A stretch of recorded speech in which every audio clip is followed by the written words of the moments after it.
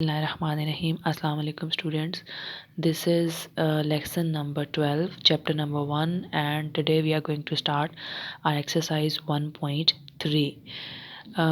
इससे पहले हमने ये डिस्कस किया कि क्वाड्रेटिक इक्वेशन को सॉल्व करने के कितने मेथड्स हैं और फिर हमने देखा कि उन मेथड्स को क्वेश्चंस पे अप्लाई करके कि किस तरह से हम उन तीनों मेथड्स को यूज़ करके अपनी इक्वेशन में जो भी वेरिएबल गिवन है उसके स्पेसिफिक रूट्स निकाल सकते हैं। इस एक्सरसाइज में हमें कुछ डिफरेंट टाइप्स ऑफ इक्वेशंस दी हुई होंगी जिनको हमने देखना है कि उनको रिड्यूस कैसे किया जा सकता है, यानी उनको कन्वर्ट सिंप्लीफाई किया कैसे जा सकता है into quadratic form.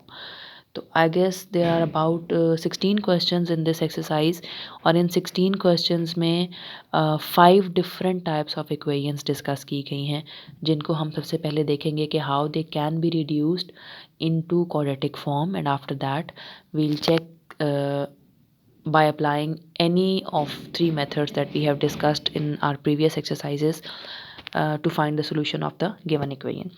So today we are going to discuss our first type of equation. तो जो पहली type of equation हम यहाँ पे discuss करने जा रहे हैं वो कुछ इस तरह से है, that is equations of type ax4 plus bx square plus c is equals to 0. अब आप देखो तो यहाँ पे इक्वेशन की टाइप क्या है कि फर्स्ट में वेरिएबल की डिग्री है 4, सेकेंड टर्म में वेरिएबल की डिग्री है 2 and after that there is a constant term c is equals to 0। ये फॉर्म स्टैंडर्ड क्वाड्रेटिक फॉर्म से मिलती जुलती है, चेंज क्या है डिग्री का। वहाँ पे क्वाड्रेटिक फॉर्म में हाईएस्ट डिग्री होती है 2, यहाँ पे highest degree is 4, then square and then constant is equals to 0। तो इस तरह की इक्वेशन को सॉल्व करने के लिए हम सबसे पहला काम क्या करेंगे, हम रिप्लेस करेंगे अपनी सेंट्रल टर्म यानी जो भी है उसके वेरिएबल को बाय y। जब एक्स स्क्वायर वाई से रिप्लेस हो जाएगा तो क्या होगा, अब इस x square when x square is equals to y तो मैं इस इक्वेशन का स्क्वायर लूँ दोनों साइड्स पे।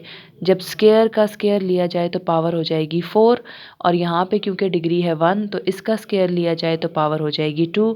तो इस हिसाब से क्या हुआ, एक्स स्क्वायर जब वाई से रिप्लेस होगा तो एक्स 4 वाई स्क्वायर से रिप्लेस हो जाएगा और जो फाइनल फॉर्म बनेगी इक्वेशन की, जब ये दोनों टर्म्स रिप्लेस कर दी जाएंगी तो equation will be of the form a y square because x 4 is equals to y तो एक्स 4 की जगह आ गया y square plus b x square is equals to y तो एक्स की जगह पे एक्स स्क्वायर की जगह पे क्या आ गया y plus c is equals to 0।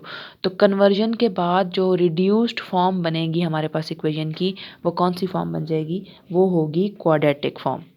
इसी कंडीशन को इम्प्लीमेंट करते हैं हम अपने एक्सरसाइज के क्वेश्चन नंबर 1 में। So question number 1 is 2x4 minus 11x square plus 5 is equals to 0. सबसे पहला step is that we have to replace x square by y। तो x स्क्वायर को y के इक्वल सपोज किया तो x4 किसके equal आ गया, y स्क्वायर के। इन दोनों वैल्यूज़ को अपनी गिवन इक्वेशन में जो ओरिजिनल इक्वेशन है इसमें x4 और x स्क्वायर की जगह पे पुट कर दें। तो by replacing x square is equals to y and x4 is equals to y square we get 2 y square because x4 is equals to y square minus 11 x square की जगह आ गया y plus 5 is equals to 0। तो देखो तो जो form बन गई that is quadratic equation, standard quadratic equation. अब हम इसको मज़ीद सिंप्लीफाई करेंगे। अब आपके पास चॉइस है कि जब आप स्टैंडर्ड क्वाड्रेटिक फॉर्म में कन्वर्ट कर लो तो आप तीनों मेथड्स पढ़ चुके हो कि कैसे क्वाड्रेटिक इक्वेशन को सॉल्व किया जा सकता है। आप उन तीनों मेथड्स में से कोई भी मेथड यहाँ पे अप्लाई करके अपने रूट्स निकाल सकते हो। मैंने जो मेथड यहाँ पे अप्लाई किया that is by factorisation method, जो फर्स्ट मेथड हमने पढ़ा था। क्या किया मैंने, फैक्टराइजेशन के लिए क्या देखा जाता है, सबसे पहले फर्स्ट और लास्ट टर्म का प्रोडक्ट। तो 2y square multiplied by 5 is equals to 10y square. अब 10y स्क्वायर को मैंने स्प्लिट करना है इनटू 2 टर्म्स, जिससे क्या होगा कि मेरी सेंट्रल टर्म स्प्लिट हो जाएगी सिंगल से 2 टर्म्स में।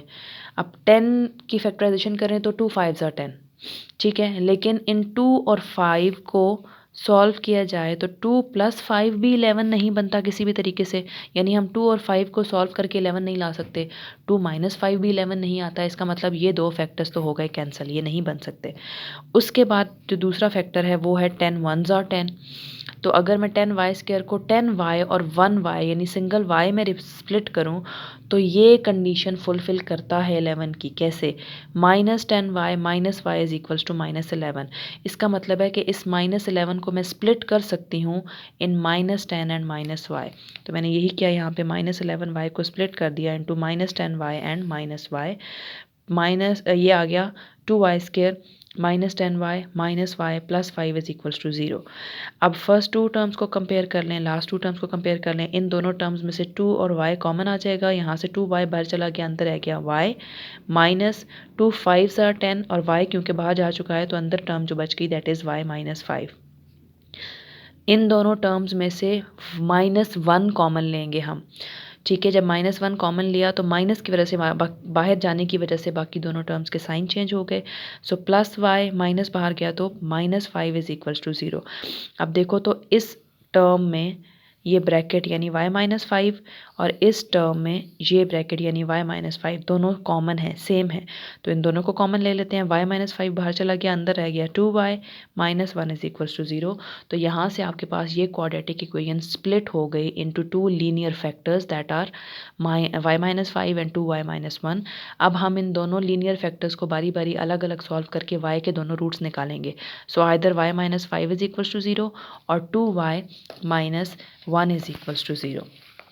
इसके बाद क्या हुआ कि मेरे पास सॉल्व करने के बाद y आ गया, y इक्वलिटी के इस तरफ 0 माइनस हो रहा है यानी y -5 इज इक्वल टू 0 था तो यहाँ आके प्लस हो गया। यहाँ पे था 2y -1 इज इक्वल टू 0, जब ये 1 इस तरफ आया तो प्लस हो गया। 2y इज इक्वल टू 1 और 2 यहाँ मल्टीप्लाई हो रहा है, इक्वलिटी के साइड पे आगे हो गया डिवाइड। अब यहाँ पे जो मेरे पास रूट्स आए हैं ये y के आए हैं। y वो टर्म है जो मैंने सपोज की थी अपनी इक्वेशन को क्वाड्रेटिक फॉर्म में रिड्यूस यानी कन्वर्ट करने के लिए। तो ये मेरा फाइनल सोल्यूशन नहीं है क्योंकि जो ओरिजिनल क्वेश्चन था that was in the form of variable x। तो मुझे x के रूट ही फाइंड करने हैं क्योंकि मेरा जो फाइनल सोल्यूशन सेट बनेगा वो x के रूट से बनेगा, उसमें y के रूट्स नहीं कंसिडर किए जाएंगे।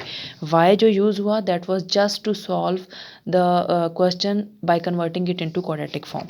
ठीक है, तो अब मैं क्या करूँगी, जो मैंने फर्स्ट पे कंडीशन सपोज की थी that was x² is equals to y। अब इस कंडीशन में y की जगह पे बारी बारी ये दोनों रूट्स पुट करूँगी तो मेरे पास x के रूट्स निकल आएंगे। तो when y is equals to 5 x² is equals to, क्योंकि ये y के इक्वल है तो जो y की वैल्यू है वही यहाँ आ जाएगी, x² इक्वल आ गया 5 के। स्क्वायर ख़त्म करना है तभी x की वैल्यू निकलेगी। स्क्वायर ख़त्म करने के लिए दोनों साइड्स पे लेंगे स्क्वायर रूट, तो square root of x² is equals to square root of 5।